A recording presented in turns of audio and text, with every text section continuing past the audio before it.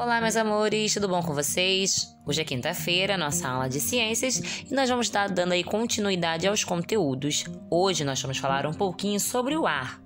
Como vocês sabem, o ar ele está presente em todos os lugares, até mesmo dentro do nosso corpo, dentro da água. Nós não podemos nem vê-lo nem pegá-lo, mas precisamos do gás oxigênio presente nele. A camada de ar que envolve a Terra chama-se atmosfera. O ar atmosférico é formado por uma mistura de gases, de vapor de água e partículas diversas, como a poeira. Os gases em maior quantidade no ar atmosférico são nitrogênio, oxigênio e gás carbônico. O oxigênio é o gás de maior importância para os seres vivos, pois é o ar que respiramos. Já o nitrogênio é o gás mais abundante na atmosfera. Ok? Apesar de o gás carbônico ser encontrado em pouca quantidade, ele também possui uma grande importância. Porque lembra, gente, é através dele, que as plantas realizam aí o processo de fotossíntese, que é a produção do seu próprio alimento, ok? Dando continuidade aí, vocês precisam saber que os ventos, eles formam ondas. Quando o ar se movimenta na superfície do mar, causa um deslocamento de massa de água que chamamos de onda. A velocidade e o tamanho das ondas do mar depende da intensidade do vento. Também se formam ondas nos lagos, nas represas, nos açudes e em tamanhos menores do que as ondas do mar. Isso acontece porque os mares eles são muito maiores. Nos dias aí de muita ventania, o mar ele fica muito agitado, com ondas muito grandes. Com a calmaria do tempo e o vento mais suave, as ondas elas vão aos poucos diminuindo de tamanho, independentemente da maré estar alta ou estar baixa. O que vocês precisam saber é que o tamanho das ondas depende basicamente de 3 fatores. O principal é o vento. Em regiões de maior ventania, as ondas são maiores porque o vento entra em atrito com a superfície e faz com que eles formem uma montanha de água mais volumosa. Isso acontece nas áreas mais distantes do Equador. A segunda causa é o encontro das ondas. Elas são massas de energia que se movimentam pela água. Quando 2 ou mais se unem, a energia se soma, criando uma onda ainda maior. E é isso que acontece também no Havaí. O terceiro fator é a forma do litoral. Se a praia for extensa, as ondas chegam até a costa sem encontrar barreiras, portanto são grandes.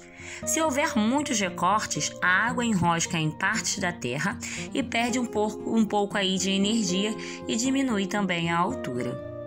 Agora que nós falamos do vento, do ar, é importante a gente falar dos tipos de vento. Como vocês sabem, existem diferentes tipos de vento e eles são classificados aí de acordo com a sua intensidade. Nós vamos conhecer aí os principais dele, como a brisa, o vento alísio, ciclones, furacão, tufão, os tornados, vendaval. Então vamos ver cada um. Primeiro que eu separei aqui para vocês foi a brisa.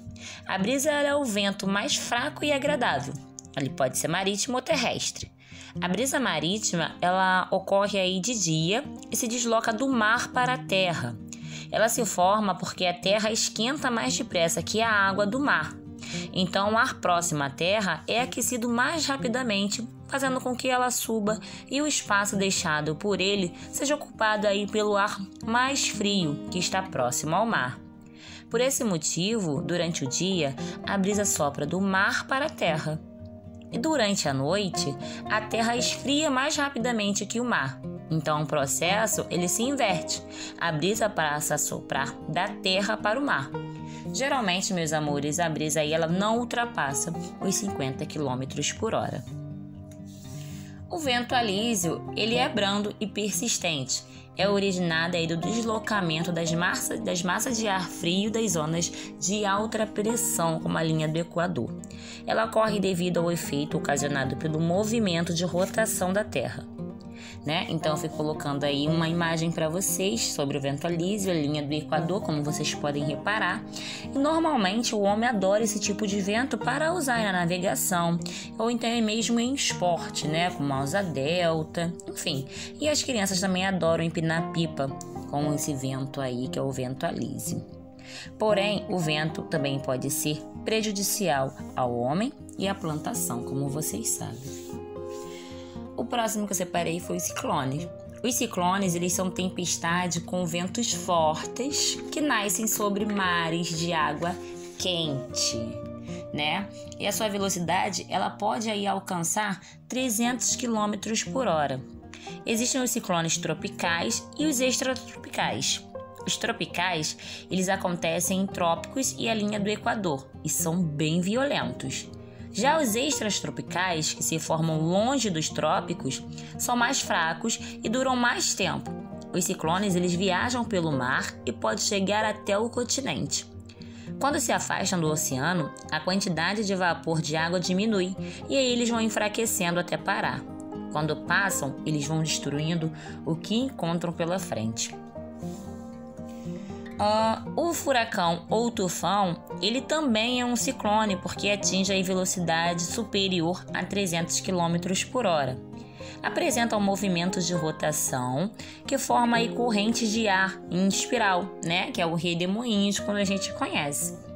Ele é formado por ventos muito fortes que sopram em forma de espiral. Os furacões, eles podem ser devastadores, pois podem provocar chuvas e ventos muito fortes e destruir tudo que encontrar pela frente. Eles giram no sentido horário do hemisfério sul ou também no anti-horário no hemisfério norte e medem aí de 200 a 400 quilômetros de diâmetro, ok? Então, eu coloquei aqui para vocês uma imagem, né, de um furacão, para a gente poder ter noção do que a gente está falando. E o próximo aqui é o tornado. Tornados são tempestades de vento e chuva que se iniciam aí no interior das nuvens. O ar quente, ele gira cada vez mais rápido, tornando uma espécie de funil. O tornado que ocorre no mar, ele é chamado de tromba d'água. Os tornados, eles podem chegar a uma velocidade de 300 a 480 km por hora. Os ventos dos tornados, eles funcionam como um aspirador de pó, sugando tudo que encontram pelo caminho. Os tornados, meus amores, é o mais forte dos fenômenos meteorológicos e ele também é menor, na verdade, né, em geral, e também mais breve do que o furacão.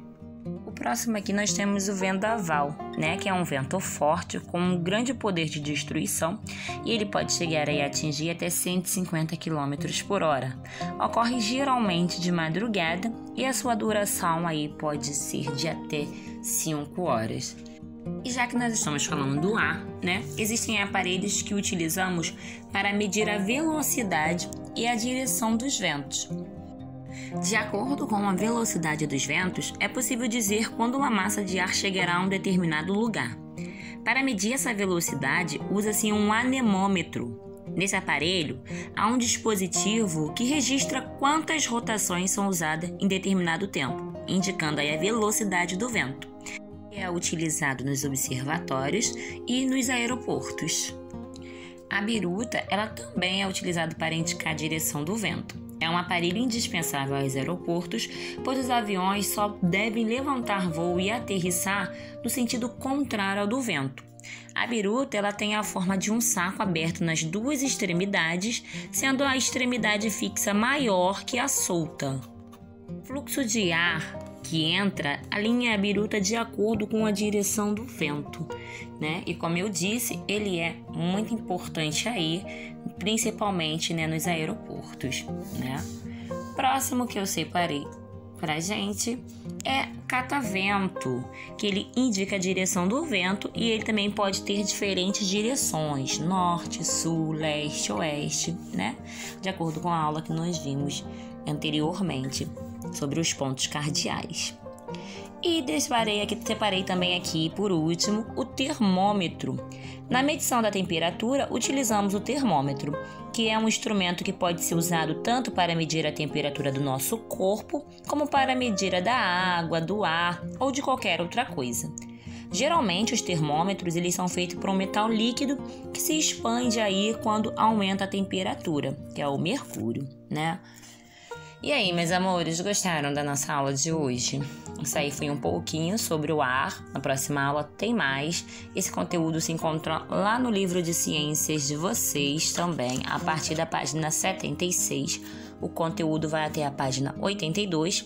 Não esqueçam de atualizar aí os exercícios propostos até a página 85. Bom, meus amores, beijinhos para vocês, fiquem com Deus e até daqui a pouco na nossa transmissão ao vivo.